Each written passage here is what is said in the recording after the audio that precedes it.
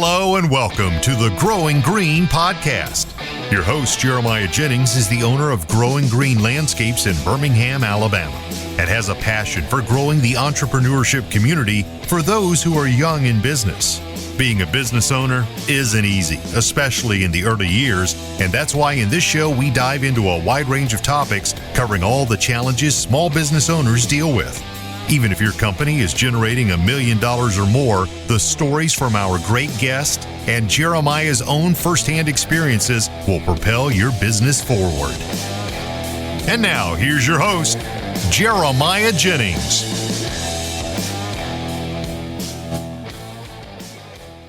What's going on, everybody? Thank you so much for tuning in to an episode today here on the Growing Green podcast. This is your host, Jeremiah Jennings, and I am super excited to be coming to you today with another fresh new episode for your Wednesday. Thank you for tuning in here to the show, and like I always say, it means the world, really. It means a lot that you tune in and listen, and thank you for your support. It does not go unnoticed. So, I hope everyone is doing well. Hope everyone had a good Thanksgiving. Everyone is kind of just off to the races right now. It's crazy seeing where everybody is right now. A lot of you guys have already started doing snow, which is super cool to see. I am hoping to make some rounds this winter and get to some places and see some snow operations and document those. So we'll see if we can get anything rolling with that. But be on the lookout for that down the road. Hopefully, we're going to see if we can make something happen. If you have a decent sized snow outfit, you get a good bit of snow, some decent sized storms, would love to potentially come see your operation and what you have there and kind of document it. So reach out, shoot me a text or a DM or an email or something, and let me know if you have that potential to do that. So I'm not gonna be able to make it like 10, 15 trips, but I would like to make 3 to 5 trips this winter. So we'll see what happens. But if you hear my voice, forgive me. Sorry, it's a little raspy. It's just, I think I got a little tickle, a little bug going on. Jack's been sick the last couple weeks. And, you know, when you have kids, you just get what they get. It just comes with it, I guess. And that's something that I did not realize going into having a kid. But now being a parent, it's just like, well, whatever. And Jack doesn't even go to daycare. That's the crazy thing. Kids that go to daycare, I feel like, are always sick. And that's just, Jack is pretty, I mean, he definitely goes around other kids and things, but it's family, friends, and around our parents and stuff. So it's wild when he gets sick and we're getting sick. I can't imagine what it's like going to a daycare each and every day where it's just a bunch of snotty-nosed kids running around all the time, passing toys and passing snot and everything else. So forgive me for the raspy voice. And we're also on vacation, and so just kind of riding roller coasters and things, and you scream, you yell, you have fun, you enjoy time with friends and family, and that's something we're going to talk about a little bit today is getting into that and the importance of that, but then also how you staying busy this time of year. It's a pretty popular question, and you know it feels like a question that it's talked about a lot, and people ask it all the time, and it might sound monotonous to some of you that have listened, but here's the thing: there's a lot of guys out there who are in the first year, 2, 3. And winter's still really, really tough for them. And if that's you, this episode is not me singling you out. This episode is me trying to help you get through this slow season. Because the matter of the fact is, unless you live from Orlando, Florida, and down, you're probably not cutting grass in the wintertime, unless you're in California, out where Mark McGuire and all them are cutting all the time. I know that he cuts pretty much year-round. I think they switched to bi-weekly for a month or two in winter, but other than that, they're mowing. And so that's not the case, though. You chose to be a seasonal business owner, and you're going to have to figure out some ways to generate income. And those are some challenges that we're working through, and we'd love to talk through some of that today. So I want to dive into that and see what we can uncover, what we can unpack for maybe some of you guys who are struggling with that. And I know there's a lot of people out there who are working a part-time job, or you don't want to work a part-time job anymore to get by. And here's the thing. You have to do what you have to do to make ends meet, especially in the beginning. When you go into business, people don't tell you how hard it's going to be. You see the Instagram reels. You see this. You see, I don't want to clock into a 9 to 5 every day. I want to have my time freedom. I want to do this. I want to do that. You hear people talking about the good. It's not often talked about how much work goes in. And I saw a meme or a reel or something the other day talking about how there's an entrepreneur and a wantrepreneur now, and the wantrepreneurs don't want to put in the work. They just want to make money fast without doing a lot of work. And I'm actually going to try to pull this up really quickly so I don't misquote. Two classes of entrepreneurs right now. There's the entrepreneurs and the real entrepreneurs. And the entrepreneurs wake up every day asking themselves, how can I work the least and make the most money? They're not my people. My people are the ones that wake up every day and ask themselves, how can I create more value for my customer than anybody else in the world? If you think about any business, whatever you make, it's because you helped people achieve 10 times more value. That's literally how the economy works. If you can't show that whatever they're spending a dollar is going to make their life better by $10, then you don't have a great business. I've been teaching my kid this since they were like 3-4 years old, and they understood this concept that we only get to keep what we give away. Meaning that if you want love, guess what you need to do? Give love. So that is credit to Dan Martell there. You've heard me talk about Dan and the Buy Back Your Time book and that principle that he walks through, and that's a really good book. I highly recommend you read it. If you don't, one thing that you can do before we dive into this any deeper is if you have some off time in the winter, guys, read some books, listen to some audio books, fill your head with knowledge, because when you can do that, then it's going to set you up for success come springtime. But talking about that fact right there there's a lot of things just from that one video we can unpack. You say there's guys who want to make a lot of money but not do a lot of work. Well, I think there's a lot of guys think, I want to make passive income, I want to generate passive income. That's a good goal to follow. That's a good goal to chase. Like, yeah, I obviously want to have passive income coming in where I'm not having to physically actually work to gain that income. But what you don't realize is people that have gained the passive income, they've reached that level, they have put in years and years of work to get to that level of having legitimate passive income coming in. And that's the problem that I think we're seeing now with social media, shoving this stuff down our throats of these reels and people talking about business and entrepreneurship and start your own journey and this and that and the other. Like, I'm all about that life. I'm all about you chasing your dreams. I'm all about you chasing your goals and setting high goals and achieving those and building your future and creating your family tree. Like, that is me. I preach that every single day on the show.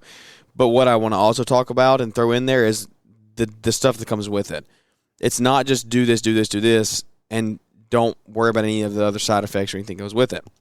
And so if you want to generate that passive income, then yes, but you have to put in literally years of work. I have friends, I know people who have sustained a life of having passive income.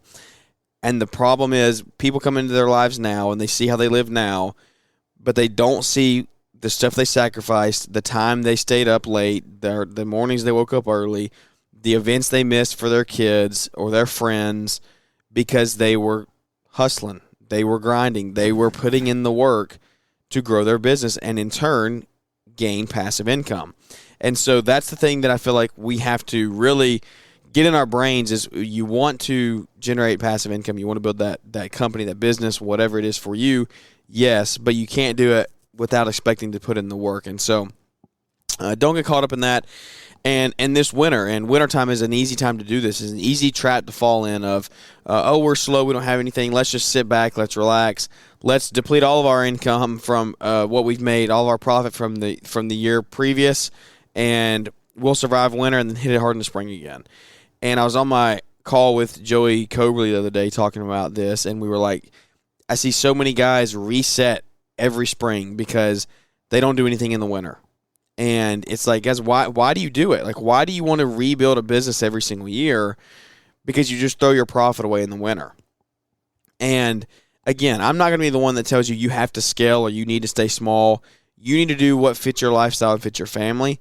But what I do know is you need to have a legitimate plan in place that if you are not going to do anything in the winter, you need to generate so much revenue in the summer that your money you're spending in the winter is surplus. It's not survival money. It's not money that is literally just like keeping your bank account in the positive. Because when you do that, that sets up just a bad trend. Like, you're never going to get out of the rat race.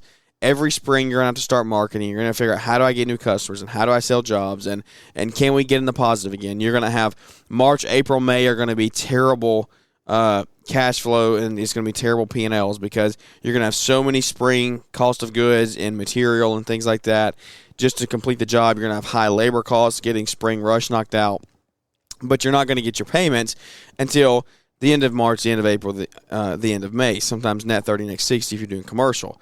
So you're spending hundreds and hundreds and hundreds, thousands on material for these jobs, but you're not seeing that return until 30, 60 days later. And you're going to put yourself in a cash bind because what did you do? You spent all your profit over the winter and you didn't do anything to generate new income.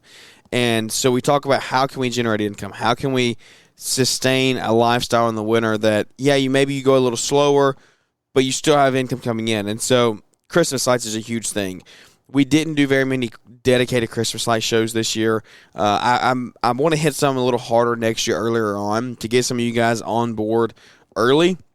I had a lot of people reach out about Christmas lights this year and just say, how do you do it? How do we get into it? What is the go-to? How do we start? This is something that I want to offer next year. That's awesome to see. One thing you need to realize with that is like it doesn't come without risk. There's a lot of risk to you being up on the roof and a lot of liability. And so you need to know that going in that it's either going to be you on the roof and your life on the line, or it's going to be your crew on the line and you're going to have a lot of liability over you. So you need to make sure you have the proper insurances in place, whether you do it or your crews do it, but especially if your crews do it, because if one of them goes down, falls off, slips, then you could be in some serious trouble. So weigh your options with that. Make sure that it is a journey you want to go down. But if you can do it and do it right, there is a lot of money to be made in it. I am no Christmas light expert by any means. I am got security rolling up on me here. I'm out here on the porch, and I'm just like, security was flying down the road. I think we're going to be okay. I'm no Christmas light expert. I'm 3 years into this thing. But what I have figured out is there are some little systems and processes to put in place early in your company. And it comes down to like building lights beforehand. But I'm not gonna dive into the whole Christmas light spill, because that's something that we want to go in depth further probably next year before we start doing installs. I just want to talk about actually making money with Christmas lights, and you can do it because there's a market that is untapped for a lot of people. The reality is Christmas lights is an what is the word? Why do I do this? I get on the show. If I was in my everyday talk, I could do it, and I just get on here and press record. I can't think of the words. It's disposable income. Christmas lights is your target market is people with disposable income, and that was part of our issue this year. Was we generated a ton of leads. We did a ton of just quotes and estimates and things, but we weren't in the total disposable income section that we should have been in our area. And also, you have to remember what comes with that is when you get to that true disposable income, you get into estate houses. Estate homes get very large, high peaks, a lot of steep roofs. So you got to keep that stuff in mind. You got to figure out a good target market for you.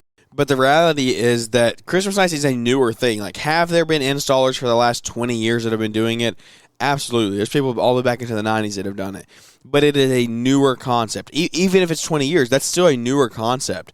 It's been around for a small percentage of what most people on Earth right now have lived. And so you got to realize that a lot of these newer dual income families that are 25, 30, 35, and they have kids and they're playing sports and their kids want to see the house lit up. Like, this is something that is new to them, because when they were kids 20 years ago, then that's when this service was really starting. So now they're growing up and now they're the ones paying for it. And so you have a market that is possibly untouched in your area. When we started offering Christmas lights 3 years ago, there was me and one other dude doing it in our city. Now there was at least 8 to 10 legitimate installers that were doing it within a local 10 to 15 mile radius of us. We were on. We all know who each other are. We're on our Facebook groups. We all get tagged in the same posts. We all send out same estimates against each other. And so you got to realize that you can get in on this if you do it early. So that's why I want to say Christmas lights is a market that you need to hit hard. You need to do that because you can sock away a lot of cash going into winter that will keep your guys busy all the way up literally to the 2 weeks before Christmas. There's people that are still calling about getting lights done. Now, it dropped off significantly the last week after Thanksgiving this year. It dropped off, our phones just died. But we still had a few stragglers come in. But the more you do it, the more you get known for it. And so those people start to call you the more it goes on, the later it gets into the year. I think we did some on the 15th last year. So the opportunity is there. Are you just going to be there to take it? And so you have to make yourself available to those opportunities, though. If you're not networking, if you're not going to local meetings in your city, well, we talk about this all the time. If you're not putting yourself in these situations to learn and grow and people to learn your name, then how are they going to know to call you? And so going into winter, you want to also be making a lot of connections and make a lot of relationships. It's a great time to build network, because when you've heard it all said, your network is your net worth. And so when you get around people who are trying to grow their lives and their businesses, then in turn you're going to grow yours. Get in networking groups. I'm in 2 networking groups in our local city. They have paid off well more than what I've ever paid, close to paid in dues.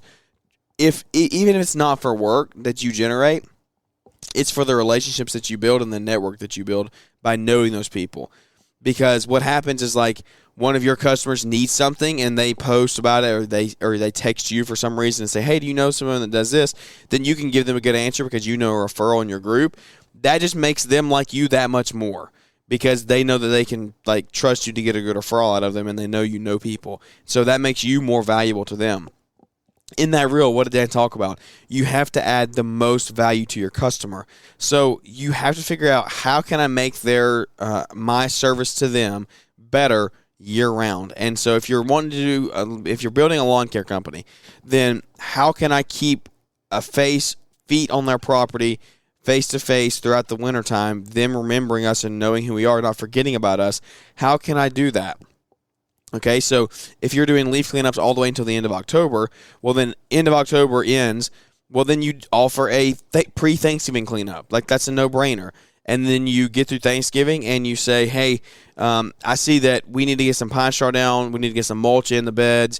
The leaves are mostly down by now. So let's go ahead and do that. And for us, we try to, a lot of people want their mulch and pine straw done before Thanksgiving, but I always try to push that off, because we probably still got 25 to 30% of our leaves still on the tree. And I'm like, let's just wait like 3 more weeks, please, until these leaves come down, because once the leaves come down, then your pine straw and your mulch are going to stay clean all winter long, give you good fresh going into spring. And so you can just come back, throw a top layer on in the spring, and you're good to go. You don't have to redo everything. So you can push some of these mulch installs, you can pull them forward, put the pine straw out. And then if you want to go back in the spring and add a top layer, then go add a top layer. Put it a little thinner in December, and then go add a fresh 1 to 2 inches in the spring, and you should be good to go. And it'll make your life easier. You can knock out mulch installs faster that way. So, but if we do that, then that gets us out there mid-December. You get a pre-Christmas cleanup as well. So, you got family coming over. You got people in the yard. You're putting kids' toys together in the neighborhood. Building trampolines. They don't want to be stepping over leaves and mulching leaves and walking all over dead grass that grew a little bit and is not freshly cut. And they don't want that to be in their pictures on their background when they have the bow on the car for their 16th birthday that they get on. When they turn 16, they get a car on Christmas. Like, that's not what they want. And so you need to add, but they're not thinking about that. I promise you guys, they're not thinking about the dead grass in their car, or the grass that is not kept up, the yard's not kept up, it doesn't look fresh. They're not thinking about that in the background of their pictures. But what happens is, when you bring that to their forefront of their mind and you stay relevant, then they say, yeah, you're actually right. Like, those bushes look pretty bad. Let's get those trimmed. And so you can say, hey, let me trim the bushes in December. Or, hey, let me get that pre-Christmas cleanup. We'll come back after the new year. We will get all of the trimming done, put another fresh cut on there. And then, shoot, man, come February, if you're in the South, you're starting to scalp at the end of February and scalp your Bermuda. We're going full force mowing March 1st. Like, that is the thing. You don't have to do this for 5 months out of the year. Now, some of you guys up north who deal with snow, you do have a little longer winters, but you're dealing with snow. You have the opportunity to plow snow. You have the opportunity to salt. So you have to just be relevant to your customer. And whatever that is. If it's not lawn care, then you can say, hey, we will pressure wash. You can pressure wash in the winter. And whatever it may be, you can clean trash cans, okay? That was part of our thought process in starting the can cleaning company is, hey, this is going to give our guys something to do in the winter. We can move them over into that business and pay them out of that business and work in that business to keep them busy. And so those are all things you have to think about. And like I said, it comes down to, how much value can I add to my customer? When my customer feels valued by me and my company, that is how you keep lifetime customers on board and lifetime fans and lifetime reviewers of your product or your service. Okay, you look at people who use Amazon. Like, what do? The value they bring to their customers is so good. The service is so good. The product is so good. People review them. They say Amazon is a great service, and they will be lifelong customers because Amazon is going to keep adding value to them. And that's something that I don't think lawn care companies think about a lot. They think about, how can we just cut the grass and get on to the next one? Myself included have gone through this. 2024 is going to be a lot different year for us. It's going to be one that we try to change things up. We try to move forward in areas of improvement as far as adding value to the customer, staying in touch with customers more, to adding better training processes to the company, hiring better people. Like, I have big goals for 24 for our business, and adding value is one. And so, hey, I'm working through this. If you have any ideas or tips on what you do and how you add value to your customer, guys, let me know. I would love to know, because I want to dive deeper into this topic, because I just don't believe that it's talked about enough. I don't believe enough guys focus on it. When you can, and here's the thing that, like, we'll talk about design and install companies. The reason that they can land these jobs and stay in business and turn tons of revenue with small crews is because the value add that they bring to a customer. They go to a potential customer and they say, yeah, we're going to do your tear out. We're going to put in all of your irrigation. We're going to put in your pool. We're going to put in the patio to go around the pool. We're going to put in the landscape. We're going to finish with the mulch. And, hey, we're going to throw some lighting on top of that as well. We're going to do all of it. That is a tremendous value to that customer. Just the fact that they don't have to deal with a ton of other people. And so, like, property management companies, you look at commercial complexes. Commercial complexes usually contract out to property management companies. Well, why do they stay with the same property management companies year over year over year? Because of the value that management company brings to the table. Because they say, hey, you're going to pay us this fee. We're going to do everything for the property for you. Any service, anything that breaks, we're going to get it handled. And you know what the property owner says? Sweet. You take that percentage. You take care of it. I'll stick with you for the long run as long as you take care of me. And so, are you going to have your bad apples in business? You're going to have your bad customers who don't stick with you. They turn their back on you and they just let you down. Absolutely. Is that the majority of the time? Does that happen? No way. It does not.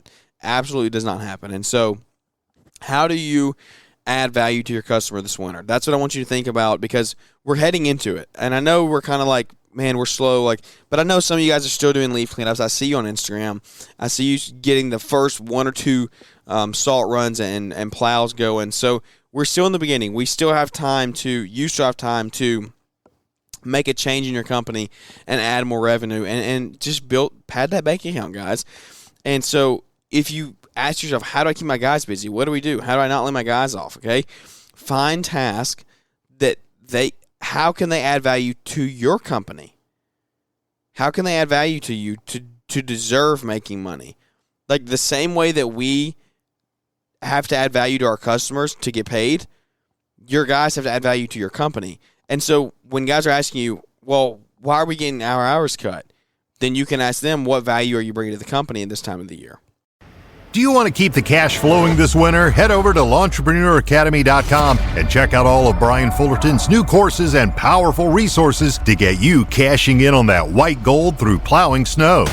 The snow plowing training course is easy to understand, and you'll learn what it takes to do the job effectively and how to bid, price, and estimate snow plowing for both residential and commercial properties. Lawnpreneuracademy.com has 3 new resources to take the hassle and guesswork out of securing your snow removal jobs. Plus, there's eye-catching marketing materials that can help you secure new clients quickly. Ready to crush the snow game this year? Visit Lawnpreneuracademy.com or use the link in the podcast description. And if they say, well, you don't have jobs for me, okay, well, then there's 2 responses. One, yeah, you're right. We need to go sell some jobs. So that's on you as the owner or the salesperson, whatever role you play. You probably play all of it. We need to go sell more jobs to keep them busy. But at the same time, you can say, okay, we will sell more jobs for you. We're not going to sell 40 hours worth of work in the winter. It's just not going to happen. We're going to sell 25 or 27 or 28, maybe 30. What value are you going to add to me the other 10 hours to our company? Not value add to me. It's what value are you going to add to yourselves? What value are you going to add to the company that you're a part of? So when spring comes around, we're firing on all cylinders. How are you going to organize the shop? How are you going to do maintenance on trucks and equipment? And that's what you have to approach it, I think. And that's the way that I'm going to approach a lot of things moving forward is like, guys, it's not for me to tell you.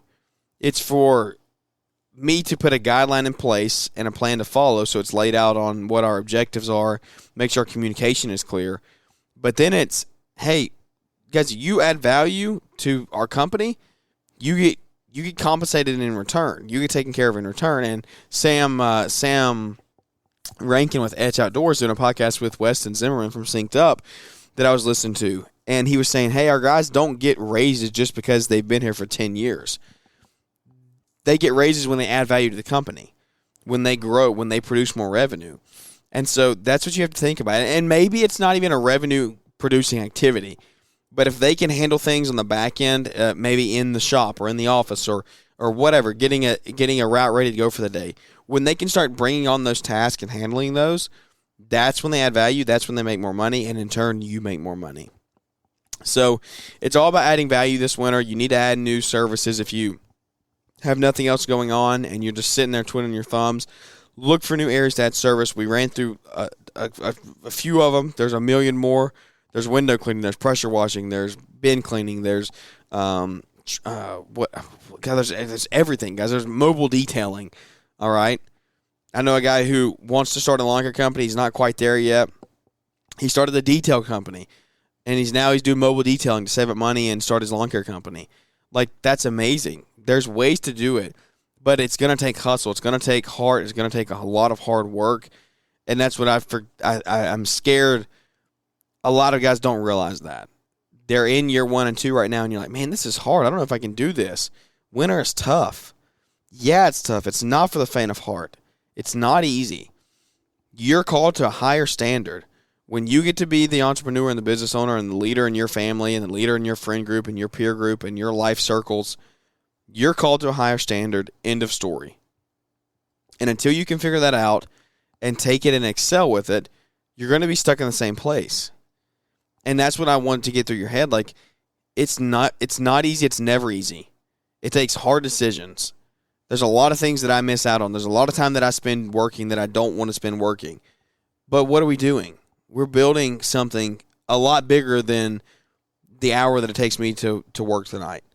The 30 minutes it takes me to record this podcast. We're building a community bigger than that because we're giving.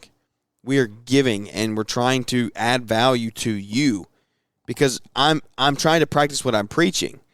The more value I add to you guys, what do we get? The more we get in return. And there's no like ill will. There's no secret like philosophy or some weird thing that we're trying to do with that. I'm not trying to be twisted or shady. Guys, it's part of life. The more you give, the more you get. And so when you give with a servant's heart and with good morals and you're not trying to screw somebody, you're going to receive more in return. It's just the way that it is. We've given a lot to this show. We've put a lot of time in it over the last 2 years. And you know what we've received? We've received tons of messages, tons of DMs, tons of thank yous, tons of, hey, I took my business full time and we've grown it. Like, that's what it's about for us. When I say I get more in return, I get more value in return, that's what I mean. And so we give to receive. All right? And so you need to give to your customers. You add value, and in turn, you receive more business from them going forward. Because we talk about it all the time. We run our businesses to be profitable. And we did a super in-depth podcast with Brian Fullerton 2 months ago probably. Are you holding on to your profit? I think was the title of it or something along those lines. Too many guys are running companies going into the winter and having zero profit to show for it at the end of the year. Zero. Not even like 6-7%. Zero. We're in the negative. We're in the red. And I'm just like, why? Like, why are we doing it? We work too hard. We stay up too late. Why? So think about that. When you move forward, when you're staying up late, make sure you don't just work hard. Make sure you put processes in place and systems in place. And I know you're probably tired of hearing me say that, but like, it doesn't have to be complicated. I've tried to simplify that down as to what you can do to start a system and a process. I hope you can take some of that and implement it moving forward, because I know that in our business, when we do it, we are much more effective that way. We're not perfect at it by any means, but when we do take certain things and small areas and change them and implement them, we see huge results from it. So I hope you can do that. I don't want to sit here and preach much longer with my raspy voice. That's just kind of what I'm thinking about tonight. I'm like, hey, we're in the middle of trying to generate revenue for our company. I know everyone else out there is, so let's talk about it. And I hope it's relevant for you guys. I hope that you're listening. Share the show with some friends, everybody. Like, a lot of you guys are going to be plowing. You're going to be in the truck for hours. You're going to need things to listen to. You don't want to listen to raunchy music. Share the show. That means the world to us. Like, even more than a rating and review, if I'm being totally honest. Share the show with people. Let's grow the community literally one relationship at a time. And when you add value to them, you're going to get value in return. Remember, we talked about that for like the last 30 minutes. Okay? That's all we're trying to do here. And so I would love for you to just press the share button, put it on your story, share it in your local network of people around you. If you have some local networking groups, let's get some people in here that aren't just green industry business owners. We've got a really fun interview coming up in the next week or two, probably. It's going to be with a high value real estate person that closes very, very large deals. I can't wait to dive into this interview. It's going to be pretty fun. And I want people that are just like trying to change their lives, trying to build this entrepreneurial journey. So you don't just have to cut grass for a living. I want us to build a community here that we can all come to and learn from. So, yeah, it means the world. It really does mean the world that you listen and share the show, guys. I ask for nothing else other than that. And so thank you for your support. It means a ton to us. We are having fun down here in Orlando. I hope a lot of you guys are getting to take some time. We want to take vacations in the winter. I know, guys, you work too hard. Like, you work too hard in the summer. You don't get to take a lot of vacation time. Take the vacation time in the winter if you want to. Just make sure that you're doing something to generate revenue to offset that and to keep you in the positive moving forward. And you're not having to reset yourself in the spring every single spring. So can't wait to see what we have coming down the pipe for the rest of the winter time. A lot of fun shows coming out. We have a couple more trips planned that we're going to get some really good content out of. So stay tuned for all of that. Means the world. We're not gone. We're not dark. We're not dead. I haven't been posting a lot on Instagram lately. Just trying to enjoy the time with the family here. But we'll be back at it. We'll be back in town on next week, talking about probably just out in the field storying and things, doing some cleanups and some small landscapes. So I appreciate you all tuning in. Forgive me for the raspy voice. If it brought you some value, share the show. Leave us a rating and review, because we're just trying to grow the community one relationship at a time. So without any further ado, guys, let's wrap this episode up, and we look forward to catching up with everybody here on the next one. Thanks for tuning in to the Growing Green podcast. It is an honor to have you listening, and we hope you receive valuable advice to help take your business to the next level. Don't forget to follow the podcast so you'll be notified when our next episode drops.